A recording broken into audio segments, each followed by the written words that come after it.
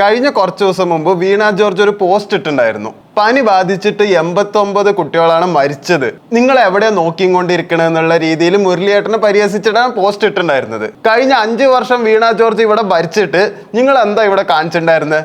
മറ്റേ ഹാരിസിന്റെ പ്രശ്നം, Kottayam medical college തകർന്നതിന്റെ പ്രശ്നം, വയറ്റിൽ കത്രിക കടന്ന പ്രശ്നം, ഇതിലൊന്നും നിങ്ങൾ കറക്റ്റായിട്ടുള്ള ഒരു കാര്യവും ചെയ്തിട്ടുണ്ടായിരുന്നില്ല. 6 മാസമായി മറ്റേ അർഷന എന്ന യുവതി വയറ്റിൽ കത്രിക വെച്ചിട്ട് അവിടെ സെക്രട്ടേറിയറ്റിന്റെ മുന്നിൽ സമരം ചെയ്യണം ഞാൻ കണ്ടിട്ടുണ്ട്. എന്നിട്ട് നിങ്ങൾ തിരിഞ്ഞു നോക്കിയോ? എന്നിട്ട് എന്താ പറഞ്ഞത്? ഞാൻ ഭരിച്ചപ്പോഴല്ല, എൻ്റെ മുന്നേ ഭരിച്ചിരുന്ന ടീച്ചർ ഭരിച്ചപ്പോഴാണ് അവരുടെ വയറ്റിൽ കത്രിക കടന്നെന്ന് പറഞ്ഞിട്ട് തടി തപ്പാനാണ് നോക്കിയത്.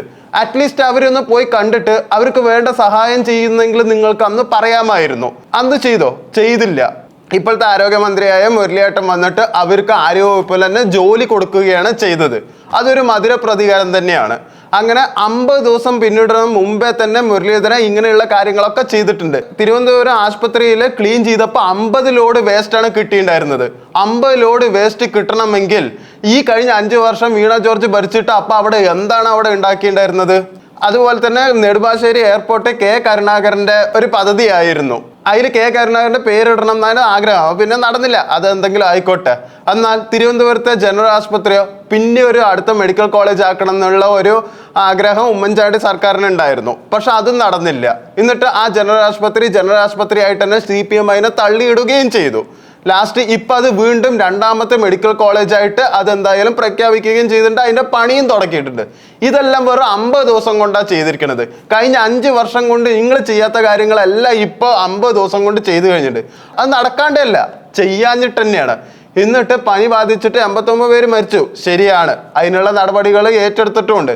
പക്ഷെ ഇത്രയും കാലം ഒന്നും ചെയ്യാണ്ട് ബാക്കിയുള്ളവർ എന്തെങ്കിലും ചെയ്യുമ്പോൾ അതിൽ കുശുമ്പും കുന്നായ്മയും ഉണ്ടായിട്ട് ഒരു കാര്യമില്ല. അപ്പോൾ പത്രവാർത്താസിലേക്ക് എല്ലാവർക്കും സ്വാഗതം. എൻ്റെ കൂടെ ഇരിക്കുന്ന ശ്രീലക്ഷ്മിയാണ്. നമുക്കിന്ന് ഏറ്റവും പ്രധാനമായിട്ടും അതുപോലെ തന്നെ മലയാളികളടക്കം ലോകമെമ്പാടുമുള്ള ആളുകളുടെ ഒരു വലിയ നഷ്ടമാണ് ഇപ്പോൾ ഉണ്ടായിട്ടുള്ളത്. ഏതു ഭാവവും അനായാസം ശ്രുതി ചേർന്ന സ്വരമാധുര്യത്തെയാണ് ഇപ്പോൾ നമുക്ക് നഷ്ടമായിട്ടുള്ളത്.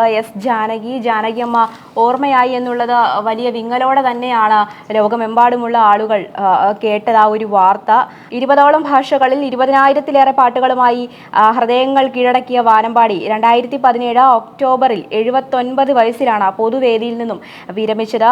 മലയാളികൾക്ക് അതുപോലെ തന്നെ വലിയ ഒരു നഷ്ടമെന്ന് തന്നെ നമുക്കത് അടിവരയിട്ട് പറയേണ്ടിയിരിക്കുന്നു. അതുപോലെ തന്നെ ആ ഒരു ശീലമാണ്, അതായത് ജാനകിയമ്മ എന്ന് പറയുമ്പോൾ ഉണ്ടാകുന്ന ഒരു സ്വരമാധുര്യം, അത് മലയാളിയുടെ അല്ല മറിച്ച് ലോകമെമ്പാടുമുള്ള ആളുകളുടെ, അതായത് പ്രണയിക്കുന്ന പാട്ടുകളിൽ ഒരു ശീലമായി എടുത്ത ആളുകളുണ്ട്. അതായത് ജാനകിയമ്മയുടെ ശബ്ദത്തെ അത്രത്തോളം സ്നേഹിക്കുന്ന ഒരുപാട് ആളുകളുണ്ട്. അവർക്കൊരു വലിയ നഷ്ടം തന്നെയാണ് ജാനകിയമ്മയുടെ ഈ ഒരു പെട്ടെന്നുള്ള ഒരു വേർപാടെന്നുള്ളത്. അതാണ് ഇന്നിപ്പോൾ മലയാള മനോരമയിൽ അടക്കമുള്ള എല്ലാ പത്രങ്ങളിലും അത് തന്നെയാണ് വാർത്തകൾ. ഇപ്പോൾ കേരള കൗമുദി ആയിക്കോട്ടെ, മാതൃഭൂമിയിലായിക്കോട്ടെ, മാഞ്ഞു മഞ്ഞണി പൂനിലാവ്, അതുപോലെ തന്നെ ജാനകിയമ്മയുടെ ശബ്ദം എപ്പോഴും നമ്മുടെ ഉള്ളിൽ നിൽക്കുന്ന, അല്ലെങ്കിൽ എപ്പോഴും നമ്മൾ ഓർമ്മയിൽ വെക്കുന്ന ഒരു പാട്ടാണ് ആഴക്കടലിൻ്റെ അങ്ങേ കരയിലേക്ക് എന്നുള്ളത്. അത് ഏതൊരു മനുഷ്യൻ്റെയും ഒരു വലിയ വിങ്ങലോടെ തന്നെയാണ് ആ വാർത്താ ലോകം കേട്ടത് എന്നുള്ളതാണ്. അപ്പോൾ ആ നിമിഷത്തിൻ്റെ വേദനയിൽ ഞാൻ എന്നുള്ളത് 2 ആഴ്ച മുൻപ് ജാനകിയെ കണ്ട ഗാനരചയിതാവ് BK ഹരിനാരായണൻ എഴുതുന്നു. അതുപോലെ തന്നെ ഒരു ആയുഷ്കാലം പാടി നിറഞ്ഞ ആത്മബന്ധത്തെക്കുറിച്ച് ഗാനഗന്ധർവൻ KJ യേശുദാസ് എഴുതുന്നു. പാടിത്തീരാത്ത ആ സ്നേഹം. അങ്ങനെയുള്ള ഒരു വലിയ നഷ്ടത്തിൻ്റെ വാർത്തയാണ് നമുക്കിന്നുള്ളത്. ആദ്യം അതാണ്, ജാനകിയമ്മ എന്ന വലിയൊരു മഞ്ഞണി പൂനിലാവ് മാഞ്ഞിരിക്കുകയാണ്. ആ ഒരു ശബ്ദമാധുര്യം മാഞ്ഞിരിക്കുകയാണ്. അത് വളരെ സങ്കടകരമായ, അല്ലെങ്കിൽ നമ്മൾ വളരെ ഞെട്ടലോടെ തന്നെ കേട്ട ഒരു വളരെ വിഷമകരമായൊരു വാർത്തയാണെന്നുള്ളതാണ്. ഇതിൽ പറഞ്ഞിരിക്കുന്ന 20,000 പാട്ടുകൾ പാടിയെന്നാണ്. എക്സാക്റ്റ് ആയിട്ട് ജാനകിയമ്മ 48,000 പാട്ടുകൾ പാടിയിട്ടുണ്ട് എന്നാണ്. അതിൽ ജർമ്മൻ ഭാഷയിലടക്കം പാടിയിട്ടുണ്ട്. പിന്നെ ആഴക്കടലിനങ്ങേക്കരയിൽ പറഞ്ഞിട്ടുണ്ടായിരുന്നു. അതുമാത്രമല്ല, ജാനകിയമ്മയ്ക്ക് ഒരു ട്രിബ്യൂട്ട് കൊടുത്തിട്ടുണ്ടായിരുന്നു ലോക സിനിമയിൽ. കിളിയേ കിളിയേ, ആ പാട്ടും ജാനകിയമ്മയെ പാടിയത്. അതുമാത്രമല്ല, ഓമന തിങ്കൾ കിടാവോ, അതാണ് മലയാളത്തിലെ ഏറ്റവും എക്സാക്റ്റ് ആയിട്ട് അമ്മമാരെല്ലാം മക്കൾക്ക് താരാട്ട് പാടി കൊടുക്കണ പാട്ടാണ്. ഇപ്പം അങ്ങനെ ഉണ്ടോയെന്നറിയില്ല. എൻ്റെ ചെറുപ്പത്തിൽ, ആ കാലഘട്ടത്തിൽ 90s കിഡ്സൊക്കെ ചെറുപ്പത്തിൽ കേട്ട് വളർന്ന പാട്ട് അത് തന്നെയായിരിക്കും. പോരാത്തതിന് ആ പാട്ട് പാഠപുസ്തകത്തിലടക്കം വന്നിട്ടുണ്ട്. അത്രയും ലെജൻഡായിട്ടുള്ള ഒരു വ്യക്തിയായിരുന്നു അവർ. പാട്ടുകളെ പ്രണയിക്കുന്ന ആളുകൾ ഒക്കെ ഒരു ശീലമായിരുന്നു ജാനകി അമ്മ എന്നുള്ളത്, ജാനകിയമ്മയുടെ ആ സ്വരം എന്നുള്ളത്. ഇപ്പോൾ താനെ തിരിഞ്ഞും മറിഞ്ഞും എന്നുള്ള വളരെ മനോഹരമായ എനിക്ക് വളരെ പ്രിയപ്പെട്ട ഒരു പാട്ടാണ് അത് എനിക്ക് വളരെ ഇഷ്ടമുള്ളൊരു പാട്ടാണ്. പലപ്പോഴും കേൾക്കാൻ ഒരുപാട് ആഗ്രഹമുള്ള, ഒരുപാട് ഇഷ്ടമുള്ളൊരു പാട്ടാണത്. അപ്പോൾ ആ ഒരു ഗാനത്തിൻ്റെ അല്ലെങ്കിൽ ആ ഒരു ശബ്ദം ഇല്ല എന്നുള്ളത് ഒരു വലിയ വിഷമം തന്നെയാണ് മനസ്സിനുണ്ടാക്കുന്നത്. മലയാളി അല്ലാതെ, അതായത് മലയാളിയായി അല്ല ജനിച്ചത്, പക്ഷേ മലയാളിയായി ജീവിച്ച വ്യക്തി കൂടിയാണ് ജാനകിയമ്മ എന്നുള്ളത് വളരെ പ്രധാനപ്പെട്ട ഒരു കാര്യമാണ്. ഇനി ഒരല്പം ഗൗരവകരമായ വാർത്തയിലേക്കാണ്. 5 യുവാക്കളുടെ ജീവനെടുത്ത വാഹനാപകടം. ആ ലൈറ്റ് ഒന്ന് ഡിപ്പ് ചെയ്തിരുന്നെങ്കിൽ, അതായത് എതിരെ വന്ന വാഹനം ഹെഡ്ലൈറ്റ് ഡിപ്പ് ചെയ്യാതിരുന്നതോടെ അപകടം. 5 അംഗ സംഘം എത്തിയത് വിവാഹത്തിൽ പങ്കെടുക്കാൻ. ഇപ്പോൾ കണ്ണൂരിൽ നിന്നുള്ളൊരു വാർത്തയാണ്, ഒരു വലിയ അപകട വാർത്തയാണ്. അശ്രദ്ധ മൂലമുണ്ടായ ഒരു വാർത്തയെക്കുറിച്ചാണ് മനോരമയിൽ പറഞ്ഞിട്ടുള്ളത്. അതായത് എതിരെ നിന്ന് ഓവർടേക്ക് ചെയ്തു കയറിയ കാറിന്റെ ലൈറ്റ് ഒന്ന് ഡിപ്പ് ചെയ്തിരുന്നെങ്കിൽ 5 യുവാക്കളുടെ ജീവൻ റോഡിൽ പൊലിയില്ലായിരുന്നു. വിവാഹത്തിൽ പങ്കെടുക്കാൻ എത്തിയവരാണ് ഇത്തരത്തിലുള്ളൊരു വലിയ ദുരന്തത്തിൽ ഇപ്പോൾ ജീവൻ നഷ്ടപ്പെട്ടിട്ടുള്ളത്. കഴിഞ്ഞ കുറേ ദിവസങ്ങളായി നമുക്കറിയാം, ഈ ഓപ്പറേഷൻ തൂഫാനുമായി ബന്ധപ്പെട്ട കാര്യങ്ങളെക്കുറിച്ച്, വാർത്തകളെക്കുറിച്ച് ദിവസങ്ങളായി മാസങ്ങളായി ചർച്ച നടത്തുകയാണ്. അപ്പോൾ ഇന്നിപ്പോൾ കോട്ടയം റെയിൽവേ സ്റ്റേഷനിൽ വൻ കഞ്ചാവ് വേട്ട എന്നൊരു വാർത്തയാണ് വരുന്നത്. ഈ ഓപ്പറേഷൻ തൂഫാനും ഓപ്പറേഷൻ തണ്ടറും ഒക്കെ കൊട്ടിക്കയറുന്ന സാഹചര്യത്തിൽ ഉണ്ടാവുന്ന, അതായത് നിയമങ്ങളുണ്ട്, അല്ലെങ്കിൽ അതിനുള്ള കർശന നിർദ്ദേശങ്ങളുണ്ട്, ക്രമീകരണങ്ങളുണ്ട്, എന്നിട്ടും ആളുകൾ ഇതിന് പിറകെ ഓടുക എന്നുള്ളതാണ്. അപ്പോൾ എത്രത്തോളം ലഹരി, എത്രത്തോളം അടിമപ്പെട്ടിട്ടുണ്ട് ഈ ആളുകൾ എന്നുള്ളതാണ് അതിൽ നിന്ന് നമ്മൾ മനസ്സിലാക്കേണ്ട ഒരു വസ്തുത. റെയിൽവേ കണ്ടോ ട്രെയിൻ നേരത്തെ വന്നാലുള്ള ഗുണം, അതായത് ഈ ട്രെയിൻ അരമണിക്കൂർ നേരത്തെ എത്തി, പോലീസിന് പരിശോധിക്കാൻ അധിക സമയവും കിട്ടി. അപ്പോൾ ഫലമോ കഞ്ചാവ് വേട്ട, വലിയ കഞ്ചാവ് വേട്ടയാണ് നടന്നിട്ടുള്ളത്. അപ്പോൾ പൂനെ എക്സ്പ്രസിൽ റെയിൽവേ പോലീസ് നടത്തിയ പരിശോധനയിൽ 66 കിലോ കഞ്ചാവുമായി സഹോദരങ്ങളടക്കം 3 ബംഗാൾ സ്വദേശികളാണ് ഇപ്പോൾ അറസ്റ്റിലായിട്ടുള്ളത്. 13.8 ലക്ഷം രൂപയാണ് ഇപ്പോൾ ഇതിന് മതിപ്പ് വില എന്ന് പറയുന്നത്. അപ്പോൾ കന്യാകുമാരിക്ക് പോകുന്ന പൂനെ എക്സ്പ്രസിന്റെ ശുചിമുറിയിലും കമ്പാർട്ട്മെന്റിലുമായി 3 ചാക്കിലായി എത്തിച്ച കഞ്ചാവാണ് പിടികൂടിയിട്ടുള്ളത്. ഇപ്പോൾ ഇതിനകത്ത് ഈ ഒരു വാർത്തയിൽ നമ്മൾ പെട്ടെന്നൊന്ന് കണ്ണുടക്കിയത് ഇവിടെയാണ്. അതായത് പശ്ചിമ ബംഗാൾ ഒഡീഷ അതിർത്തി മേഖലയിൽ ഈ ഒരു വാർത്തയിൽ പെട്ടെന്നൊന്ന് കണ്ണുടക്കിയത് ഇവിടെയാണ്. പശ്ചിമ ബംഗാൾ ഒഡീഷ അതിർത്തി മേഖലയിൽ നിന്നാണ് ഈ കഞ്ചാവ് എത്തിച്ചത്, അതാണ് കണ്ടെത്തൽ. അപ്പോൾ കിലോയ്ക്ക് 3000 രൂപയാണ് ഇവിടെ വില. കഞ്ചാവിന്റെ ഗന്ധം പുറത്തു വരാതിരിക്കാൻ ചാക്കിനുള്ളിൽ കട്ടിയുള്ള കമ്പിളിപ്പുതപ്പും പാറ്റാഗുളികയും ഇട്ടിരുന്നു. അപ്പോൾ പ്രധാന ഇടപാടുകാരൻ വാട്സപ്പ് വീഡിയോ കോള്, ഈ വാട്സപ്പ് കൊണ്ട് അതുകൊണ്ട് കേട്ടോ ഗുണം, ഇങ്ങനെയുള്ള കാര്യങ്ങളിൽ ആശയവിനിമയം നടത്താനും പറ്റും. ഞാനതിനെ പ്രോത്സാഹിപ്പിക്കുകയല്ല, പക്ഷെ ഒന്ന് ഈ ഒരു വാർത്ത ഇതിലേക്ക് വന്നപ്പോൾ ഒന്ന് പറഞ്ഞു എന്ന് മാത്രം. അപ്പോൾ വാട്സപ്പ് വീഡിയോ കോളിലൂടെയാണ് ഇപ്പോൾ ഈ പ്രതികളുമായിട്ട് ഇതിന്റെ മെയിൻ ഇടപാടുകാരൻ ആശയവിനിമയം നടത്തിയത് എന്നുള്ളതാണ്. പിടിയിലായവർ കാരിയർമാരാണ്. ബംഗാൾ സ്വദേശി പ്രധാനി നിർദ്ദേശിക്കുന്ന സ്ഥലത്ത് കഞ്ചാവ് എത്തിക്കുമ്പോൾ കാരിയർമാർക്ക് പ്രതിഫലം നൽകും. കൈവശമുള്ള കഞ്ചാവ് ആർക്കാണ് നൽകേണ്ടതെന്ന് ഇയാൾ കാരിയർമാരോട് പറഞ്ഞിരുന്നില്ല. അപ്പോൾ കോട്ടയത്ത് ഇറങ്ങി കാത്തിരിക്കാനുള്ള നിർദ്ദേശമാണ് നൽകിയത്. അപ്പോൾ ഈ വിഷയവുമായി ബന്ധപ്പെട്ട് ഈ കേസിന്റെ വിവരങ്ങൾ എക്സൈസ് ഇന്റലിജൻസ് വിഭാഗം സ്റ്റേഷനിൽ എത്തി ശേഖരിച്ചു എന്നുള്ള വാർത്തയാണ്. എത്രത്തോളം ദൗത്യങ്ങളാണ്, അല്ലെങ്കിൽ എത്രത്തോളം വളരെ പ്രധാനമുള്ള ക്രമീകരണങ്ങളും മറ്റ് നിർദ്ദേശങ്ങളും ഒക്കെ പാലിക്കുവാൻ വേണ്ടിയിട്ടാണ് ഇത്തരത്തിലുള്ളൊരു ദൗത്യം നമ്മൾ ഏറ്റെടുത്തിട്ടുള്ളത്. വലിയ ഈ മദ്യലഹരിയിൽ നിന്ന് കേരളത്തെ, അല്ലെങ്കിൽ നമ്മുടെ സംസ്ഥാന അതിർത്തികൾക്ക് പുറത്തേക്ക് പോകുന്നു എന്നുള്ളതാണ്. അതായത് വലിയ സാമ്പത്തിക സഹായങ്ങൾ ഇതിനകത്ത് ഉണ്ടായിട്ടുണ്ട്. വലിയൊരു മാരക വ്യാധി പടരാതിരിക്കുവാൻ, അല്ലെങ്കിൽ ആ പടർന്നതിനെ അതിൽ നിന്ന് നമ്മളെ മുക്തമാക്കുവാൻ വേണ്ടിയിട്ടാണ് ഇത്തരം ഒരു ദൗത്യം നമ്മൾ ഏറ്റെടുത്തിരിക്കുന്നത്. എന്നിട്ടും നമ്മൾ, അല്ലെങ്കിൽ ഇത്തരത്തിലുള്ള വലിയ വീഴ്ചകൾ ഉണ്ടാകുന്നു എന്നുള്ളതാണ്. അപ്പോൾ റെയിൽവേ കാണേണ്ടതാണ്. അതായത് എല്ലായിടത്തും സംഭവിക്കുന്നുണ്ട് ഇങ്ങനെ. എത്രത്തോളം സ്ഥലങ്ങളിൽ കാണാതെ പോകുന്ന വാർത്തകൾ ഉണ്ടാവും, അല്ലെങ്കിൽ കാണാതെ പോകുന്ന പ്രശ്നങ്ങൾ ഉണ്ടാവും. അപ്പോൾ അതൊക്കെ ഒന്ന് ശ്രദ്ധിക്കുക. ഇനിയിപ്പോൾ നമ്മൾ ഇതിൽ കൂടുതൽ എന്താണ് ചെയ്യുക? പോലീസിൽ അന്വേഷിക്കാം, അല്ലെങ്കിൽ എക്സൈസ് വിഭാഗത്തിൽ അന്വേഷിക്കാം എന്നതിൽ കവിഞ്ഞ് എന്താണ് ചെയ്യേണ്ടത്? അതിൽ നിന്ന് മുക്തി വേണമെന്ന് നമ്മൾ കൂടി ചിന്തിക്കണം, നന്നാവണമെന്ന് നമ്മൾ കൂടി ചിന്തിക്കണം. മറ്റുള്ളവരെ കൊണ്ട് അങ്ങനെ നന്നാക്കിക്കാൻ സാധിക്കില്ല. അപ്പോൾ അത് ശ്രദ്ധിക്കുക. അതാണ് ഇന്നത്തെ ഒരു പ്രധാനപ്പെട്ട വാർത്ത. കോട്ടയത്ത് നിന്നും ഉള്ള ഒരു വാർത്തയാണ് എന്നുള്ളതാണ് ഇതിൽ കേട്ടോ, അതാണ് എടുത്തു പറയേണ്ടത്. നമ്മൾ ഈയിടെ കണ്ടു, ഈ കോറോ ഹെൽത്ത് എന്ന് പറയുന്ന കൊച്ചിയിലെയും അതുപോലെ തന്നെ കോഴിക്കോടും പ്രവർത്തിക്കുന്ന കമ്പനിയിലെ ഉദ്യോഗസ്ഥരെ പിരിച്ചുവിട്ടൊരു വാർത്ത നമ്മൾ കണ്ടായിരുന്നു. അതിനകത്ത് ഇപ്പോൾ അതിൽ ശരിക്കും പറഞ്ഞാൽ സംസ്ഥാന സർക്കാരിന് ഒരുപാട് പരിമിതികളുണ്ട്. ഉണ്ടായിരുന്നു. അതായത് ഈ ലേബർ കോഡ് വന്നതിന് ശേഷം നമ്മുടെ സംസ്ഥാനത്ത് അതുമായി ബന്ധപ്പെട്ട ചട്ടങ്ങൾ രൂപീകരിച്ചിരുന്നില്ല. അപ്പോൾ അത്തരത്തിൽ ചട്ടങ്ങൾ രൂപീകരിക്കാത്തത് കൊണ്ട് തന്നെ സംസ്ഥാന സർക്കാരിന് വിഷയത്തിൽ ഇടപെടാനുള്ള പരിമിതികളുണ്ട്. മാത്രവുമല്ല ആ പരിമിതികൾക്കുള്ളിൽ നിന്നുകൊണ്ട് വിഷയത്തിൽ കൃത്യമായ തീരുമാനങ്ങൾ അല്ലെങ്കിൽ പരമാവധി പറ്റുന്ന തരത്തിൽ പരമാവധി നടപടി എടുക്കും അല്ലെങ്കിൽ അതിനകത്ത് ഇടപെടുമെന്നാണ് നമ്മുടെ തൊഴിൽ വകുപ്പ് മന്ത്രി ബിന്ദു കൃഷ്ണ പറഞ്ഞിരുന്നത്. ഈ ഒരു വിഷയം ആരംഭിച്ച ഒരു സമയത്ത് മന്ത്രി അതാണ് പ്രതികരിച്ചത് ആ ഒരു വിഷയത്തോട്. അതുമാത്രമല്ല കേന്ദ്ര ഗവൺമെന്റിനെ സമീപിക്കുമെന്നും പറഞ്ഞിരുന്നു. അതായത് നടപടിയൊന്നും ആയില്ലെങ്കിൽ കേന്ദ്ര ഗവൺമെന്റിനെ സമീപിക്കുമെന്നടക്കമുള്ള ഒരു അങ്ങനെയുള്ള കാര്യങ്ങളിലേക്ക് അല്ലെങ്കിൽ അത്തരത്തിലുള്ള ഒരു ആലോചനയിലേക്ക് കടക്കും എന്നതടക്കം മന്ത്രി കഴിഞ്ഞ ദിവസം പറഞ്ഞിരുന്നു. അപ്പോൾ ആദ്യം തന്നെ കോറോ ഹെൽത്തിലെ കൂട്ടപ്പിരിച്ചുവിടലിന്റെ കാര്യം പറഞ്ഞത് ഈ ഒരു ലേബർ കോഡ് എന്ന് പറയുന്ന ഒരു വിഷയത്തിലേക്ക് എത്തുവാനായിട്ടാണ് കേട്ടോ. ചട്ടങ്ങൾ വിജ്ഞാപനം ചെയ്യാൻ കഴിഞ്ഞ സർക്കാർ തയ്യാറാക്കിയ കരട് ചട്ടങ്ങളെ അടിസ്ഥാനമാക്കും. അപ്പോൾ ഇതിനകത്ത് ഈ കേന്ദ്ര സർക്കാർ നടപ്പിലാക്കിയ ലേബർ കോഡുകൾ കേരളത്തിൽ നടപ്പാക്കുന്നതിനുള്ള ചട്ടങ്ങൾ വിജ്ഞാപനം ചെയ്യാൻ സംസ്ഥാന സർക്കാർ തീരുമാനിച്ചു. കഴിഞ്ഞ സർക്കാരിന്റെ കാലത്ത് തയ്യാറാക്കിയ കരട് ചട്ടങ്ങളെ അടിസ്ഥാനമാക്കിയാണ് അന്തിമ ചട്ടങ്ങൾ തയ്യാറാക്കുന്നത്. അപ്പോൾ ഈ കൊച്ചിയിലെ കോറോ ഹെൽത്ത് ഉൾപ്പെടെയുള്ള സ്ഥാപനങ്ങൾ മുന്നറിയിപ്പില്ലാതെ ജീവനക്കാരെ പിരിച്ചുവിട്ടു.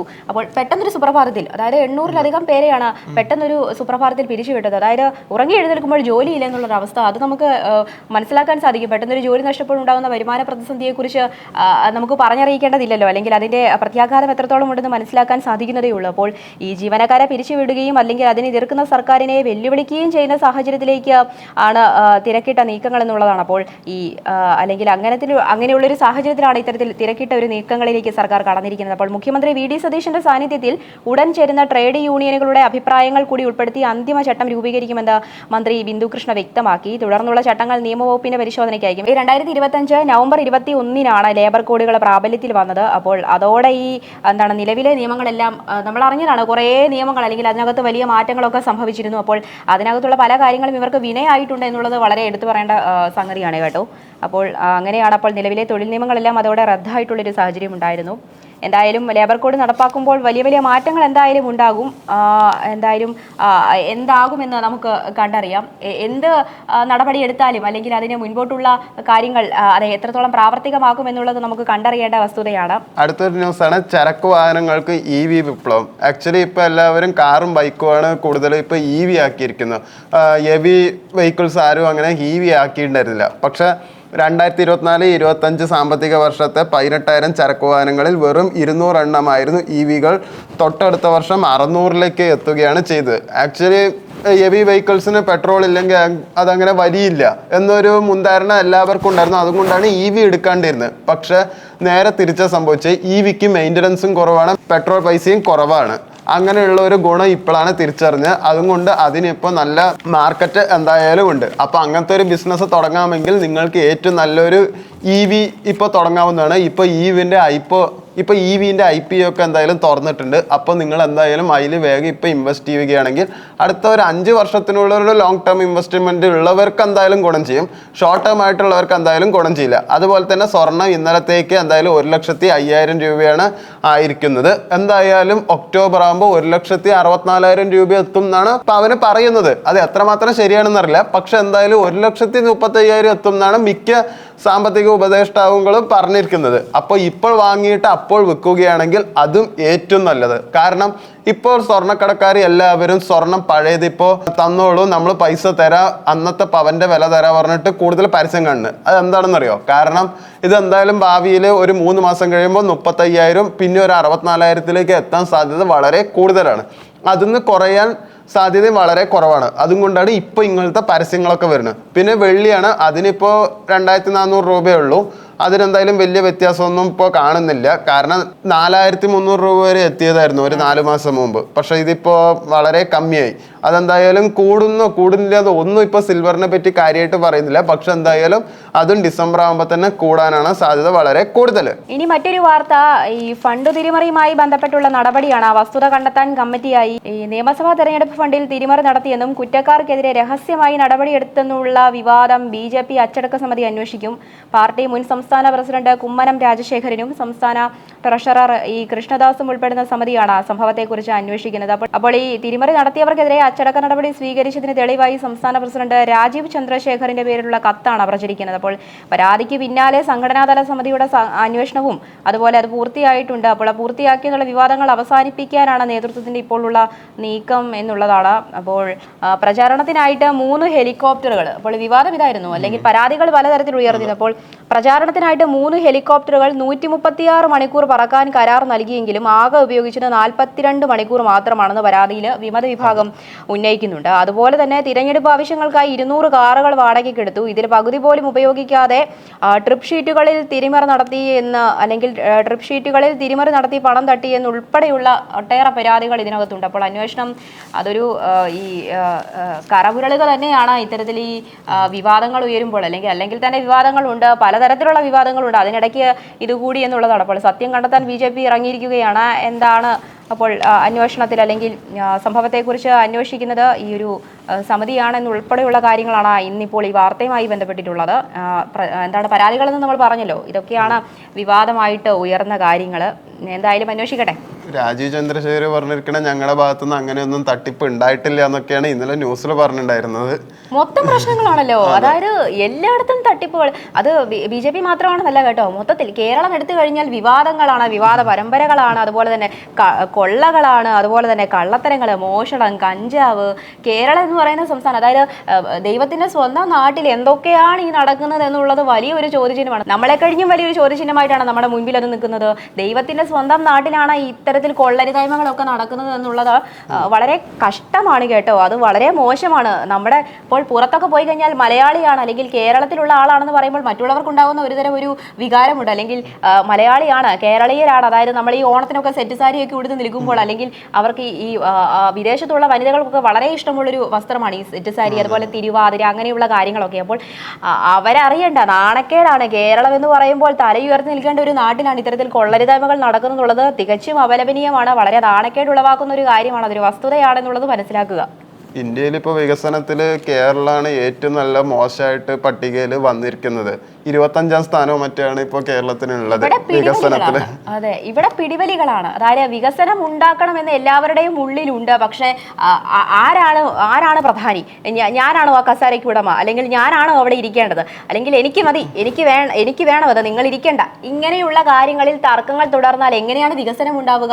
വികസനം ഒരിക്കലും ഉണ്ടാവില്ല. അഴിമതി മാത്രമേ അവിടെ ഉണ്ടാവൂ. പക്ഷെ പല അഴിമതികളും പുറത്തു വരാത്തതായിട്ടുണ്ട് കേട്ടോ. നമുക്ക് നാൾ വഴികളിൽ അറിയേണ്ടതുണ്ട്. അതായത് മുന്നോട്ട് പോകുന്ന വഴികളിൽ അറിയാം എവിടെയൊക്കെ എന്തൊക്കെ കള്ളത്തരങ്ങളാണുള്ളത്. ഇപ്പോൾ ഈ സ്വർണ്ണക്കൊള്ള, അതുപോലെ തന്നെ അയോധ്യയുടെ കേസുമായി ബന്ധപ്പെട്ട വാർത്ത ഇന്നും ഉണ്ട് കേട്ടോ. സംഭാവനക്കൊള്ള പ്രധാനമന്ത്രി മൗനം പാലിക്കുകയാണെന്ന് KC വേണുഗോപാൽ പറയുന്നുണ്ട്. അതുപോലെ തന്നെ ഈ സംഭാവനക്കൊള്ള നാണക്കേടുണ്ടാക്കി എന്നുള്ളതാണ് നൃപേന്ദ്ര മിശ്ര. അദ്ദേഹം ഇപ്പോൾ സംഭാവനക്കൊള്ള അയോധ്യയിലെ ശ്രീരാമക്ഷേത്രവുമായി ബന്ധപ്പെട്ട് നിൽക്കുന്ന എല്ലാവർക്കും മാനക്കേടുണ്ടാക്കിയെന്നാണ് അയോധ്യ രാമക്ഷേത്ര നിർമ്മാണ സമിതി അധ്യക്ഷൻ നൃപേന്ദ്ര മിശ്ര പറയുന്നത്. ഇത്തരം സംഭവങ്ങൾ ആവർത്തിക്കാതിരിക്കാനുള്ള മുൻകരുതലുകൾ എടുക്കുക, അല്ലെങ്കിൽ അത് പ്രതീക്ഷിക്കുന്നതായിട്ടും അദ്ദേഹം പറയുന്നുണ്ട്. അദ്ദേഹം പ്രധാനമന്ത്രി നരേന്ദ്രമോദിയുടെ മുൻ പ്രിൻസിപ്പൽ സെക്രട്ടറി ആയ വ്യക്തി കൂടിയായിരുന്നു. അപ്പോൾ ഇങ്ങനെയുള്ള കാര്യങ്ങൾ നാണക്കേട്. ഒന്ന് ഓർത്ത് നോക്കൂ, അവർക്ക് അവിടെ ഇരിക്കുന്നവർക്ക് മാത്രമല്ല, എല്ലാവർക്കും നാണക്കേടാണ്. മാത്രമല്ല തെറ്റ് ചെയ്യാത്ത, ഇപ്പോൾ BJPക്കെതിരെ അല്ലെങ്കിൽ RSSനെതിരെ അല്ലെങ്കിൽ അവിടെ ഭരിക്കുന്നവർക്കെതിരെ ഒക്കെ ഉയർന്ന ആരോപണങ്ങളുണ്ട്. മൗനം പാലിക്കാതിരിക്കുക, കൃത്യമായ രീതിയിൽ അവർക്ക്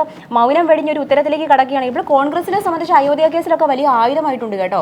അത് വലിയ ആയുധമാണ്. അവർക്ക് പ്രധാനമന്ത്രി മൗനം പാലിക്കുന്നു, അല്ലെങ്കിൽ അവിടെ കള്ളത്തരങ്ങൾ നടന്നിട്ടുണ്ട്, എന്തുകൊണ്ട് മൗനം പാലിക്കുന്നു, ഇങ്ങനെ ചോദിക്കുമ്പോൾ എന്താണ്, അല്ലെങ്കിൽ പറയാനുള്ള കാര്യങ്ങൾ വ്യക്തമായിട്ട് പറയുകയാണെങ്കിൽ അവിടെ ആ ഒരു പ്രശ്നമില്ലല്ലോ, അവിടെ ആ ഒരു ഇത് നിൽക്കുന്നില്ലല്ലോ. കള്ളത്തരമില്ലെങ്കിൽ അതങ്ങ് പറയുക, അത്ര തന്നെ.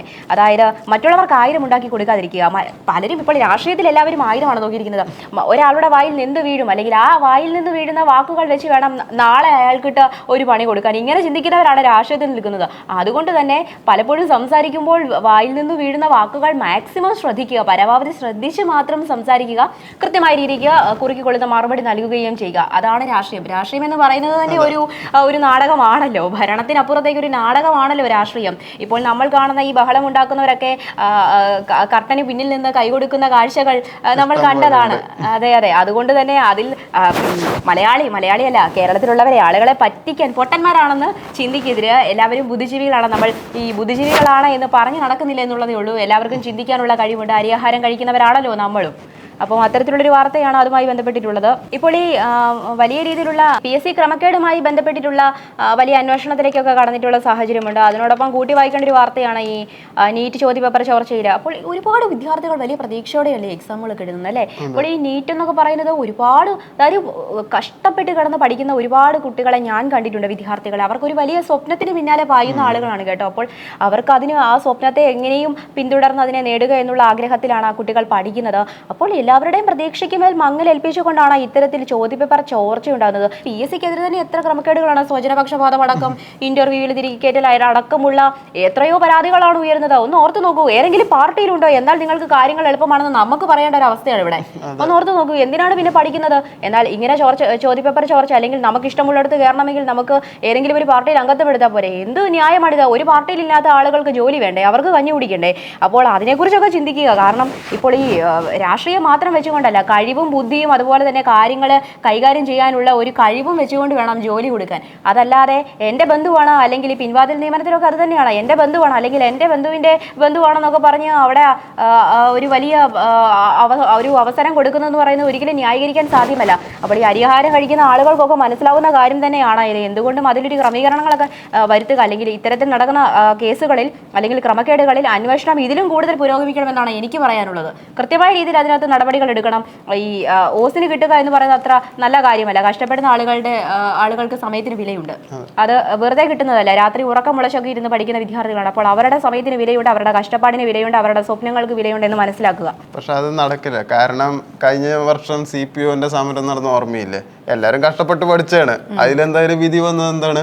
അവർക്ക് എന്തായാലും ജോലി കിട്ടില്ല എന്ന് തന്നെയാണ്. അങ്ങനെ സെക്രട്ടേറിയറ്റിന് മുന്നിൽ ഇഷ്ടംപോലെ ആൾക്കാർ സമരം ചെയ്യുന്നുണ്ട്. അവർക്ക് ആർക്കും ഇപ്പോഴും നീതിയൊന്നും കിട്ടിയിട്ടൊന്നുമില്ല. അത് കിട്ടാനും പോണില്ല. പോരാത്തതിന് ഇപ്പൊ ശ്രീധരന്റെ നിയമനം വരാനും പോവുകയാണ്. അപ്പൊ അത് സുഖമായിട്ട് ഇനി പിൻവാതിൽ നിയമനം നിയമപരമായിട്ട് ഇനിയിപ്പോ PSC പിൻവാതിൽ നിയമനം നിയമപരമാവും. അത് ശ്രീധരന്റെ നിയമനം. ഈ റാങ്ക് ലിസ്റ്റിലൊക്കെ പെട്ട എത്രയോ ആളുകളാണ് മറ്റു തൊഴിലുകൾക്ക് പോകുന്നതെന്ന് അറിയാമോ? ഒരു തൊഴിലും മോശമായിട്ടല്ല, എല്ലാ തൊഴിലുകൾക്കും ചെറുതോ വലുതോ എന്നുള്ളതല്ല, എല്ലാ ജോലിക്കും അതിൻ്റെതായിട്ടുള്ള ഒരു മഹത്വമുണ്ട് കേട്ടോ. അപ്പോൾ അങ്ങനെയുള്ളപ്പോൾ ജോലിക്ക് പോകുന്നതല്ല, ഇത്രയും കഷ്ടപ്പെട്ടിരുന്ന് പഠിച്ച റാങ്ക് ലിസ്റ്റിൽ വരെ എത്തിയിട്ട് തിരിച്ചു നടക്കേണ്ട ഒരു അവസ്ഥ അതൊരു വലിയ വിഷമകരമായിട്ടുള്ള അവസ്ഥയല്ലേ? അപ്പോൾ ഈ നീറ്റ് ചോദ്യപേപ്പർ ചർച്ചയാണ്, അതിലേക്കാണ് നമ്മൾ വരുന്നത്. നീറ്റ് ചോദ്യപേപ്പർ ചർച്ചയിൽ പ്രതികൾ അധ്യാപകർ. അപ്പോൾ NDA ജീവനക്കാർ നീറ്റ് CBI പറയുന്നതാണ്. അപ്പോൾ നീറ്റ് UG ചോദ്യം ചോർന്നതിൽ ദേശീയ പരീക്ഷാ ഏജൻസിയിലെ NTA, അതായത് ഈ ജീവനക്കാരെ പ്രതി ചേർക്കാൻ സാധ്യതയില്ലെന്നാണ് ഇപ്പോൾ സൂചന. ചോദ്യക്കടലാസ് തയ്യാറാക്കിയ ചില അധ്യാപകരാണ് ചോർച്ചയ്ക്ക് പിന്നിലെന്നും ഇതിൽ NDA. അപ്പോൾ സർക്കാർ ഉദ്യോഗസ്ഥർക്ക് ബന്ധമില്ലെന്നും CBI ഒരു സംഘം അന്വേഷണത്തിൽ കണ്ടെത്തിയെന്നാണ് ഇപ്പോൾ വിവരം കിട്ടുന്നത്. അപ്പോൾ ഈ മാസം അവസാനം കുറ്റപത്രം സമർപ്പിക്കും. ഈ ചോദ്യപേപ്പറൊക്കെ ചോരുക എന്ന് പറയുന്നത് അത് വലിയൊരു കഷ്ടമാണ് കേട്ടോ. നമ്മൾ ഈ ഒരുപാട് കഷ്ടപ്പെട്ട് പഠിച്ചിട്ട് പോയിട്ട് ഈ കിട്ടാതിരിക്കുക. എനിക്കിപ്പോൾ PSCയിൽ ഏറ്റവും കൂടുതൽ ചിന്തിച്ചത് അതാണ്, സ്വജനപക്ഷപാതം ഇന്റർവ്യൂവിലെ തിരികെ കയറ്റാൽ എന്ത് കഷ്ടമാണ്. നിയമനത്തിന് മുന്നിലെ വ്യാജരേഖകൾ, പരീക്ഷയിൽ മാർക്കില്ല, പരീക്ഷയിൽ മാർക്ക് കുറഞ്ഞ വ്യക്തികൾക്ക് ഇന്റർവ്യൂവിൽ വരുമ്പോൾ 1ാം റാങ്ക്. ഒന്ന് ഓർത്ത് നോക്കൂ, കഷ്ടപ്പെട്ട് പഠിച്ച വ്യക്തികൾ അവരുടെ അധ്വാനം എവിടെ പോയി? അവരുടെ അധ്വാനത്തിന് എന്താണ് ഒരു വിലയുമില്ലേ? അത് യഥാർത്ഥത്തിൽ ഇതിൽ നടപടി സ്വീകരിക്കുമോ എന്നുള്ളതൊന്നും എനിക്കറിയില്ല. പക്ഷെ അതിനകത്തൊരു ന്യായം, അല്ലെങ്കിൽ ന്യായത്തിന്റെ ഭാഗത്തുനിന്ന് ചിന്തിക്കുമ്പോൾ നടപടി ഉണ്ടായിരുന്നുവെങ്കിൽ എന്ന് ആഗ്രഹിച്ചു പോവുകയാണ് അല്ലേ? അതെന്തായാലും നടക്കില്ല. കാലകാലങ്ങളായിട്ട് അത് നടന്നിട്ടില്ല, ഇനിയിപ്പോ നടക്കാനും പോണില്ല. അറിയില്ല, ടെക്നോളജി മാറണമെന്നുള്ളൂ. പക്ഷെ പണ്ട് നടക്കണ അതേ സംഭവങ്ങൾ തന്നെ റിപ്പീറ്റ് ആയിക്കൊണ്ടിരിക്കുകയാണ്, അല്ലാണ്ട് വ്യത്യാസം വരണമൊന്നുമില്ല. നടപടി ഉണ്ടായിരുന്നുവെങ്കിൽ, ഉണ്ടായി എന്നുള്ളതല്ല ഞാൻ പറഞ്ഞത്, ഉണ്ടായിരുന്നുവെങ്കിൽ കൃത്യമായ ഒരു നടപടി സ്വീകരിച്ചു വരുന്നുവെങ്കിൽ എന്ന് ആശിച്ചു പോകുന്നു എന്നുള്ളതാണ്. പ്രതീക്ഷയാണ് കേട്ടോ, അത് പ്രഡിക്റ്റ് ചെയ്തതല്ല, പ്രതീക്ഷയാണ്. ഞാൻ പറയുകയായിരുന്നു, അങ്ങനെ ആയിരുന്നുവെങ്കിൽ വളരെ നന്നായിരുന്നു. അത് ന്യായം കിട്ടേണ്ടവർക്കല്ലേ ന്യായം കിട്ടേണ്ടത്.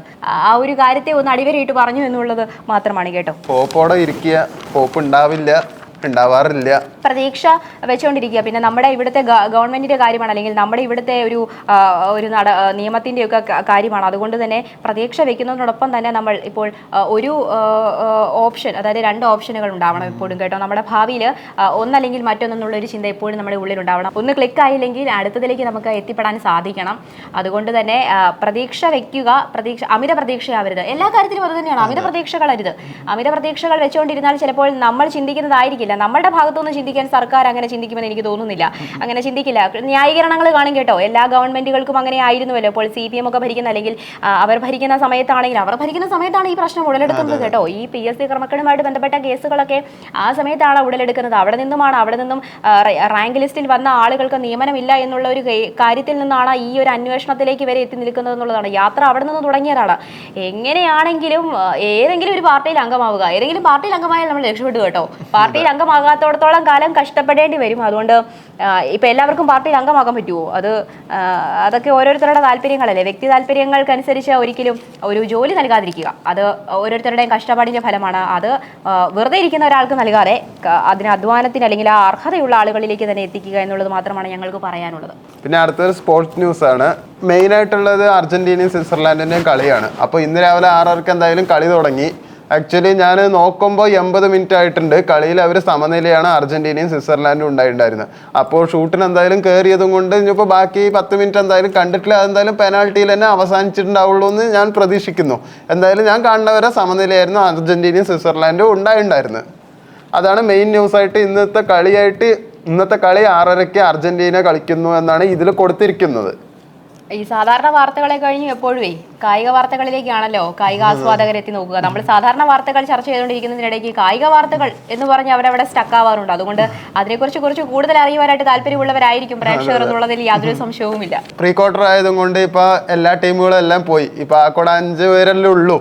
അതുകൊണ്ട് ഒരു ദിവസം ഒരു കളിയേ എപ്പോൾ ഉള്ളൂ. അപ്പോൾ അർജന്റീനയുടെ കളി ഇന്ന് കഴിഞ്ഞു. ഇത്രയും നേരം കൊണ്ട് നമ്മൾ ഒരുമാതിരി എല്ലാ വാർത്തകളും തന്നെ ചർച്ച ചെയ്തിട്ടുണ്ട്. അതോടൊപ്പം തന്നെ കായിക വാർത്തകളിലേക്കും കടന്നു. കായിക വാർത്തകളെക്കുറിച്ചും പറയുകയുണ്ടായി. എന്തായാലും ഇന്നത്തെ പത്രവാർത്താസ് ഇവിടെ പൂർണ്ണമാവുകയാണ്. നന്ദി.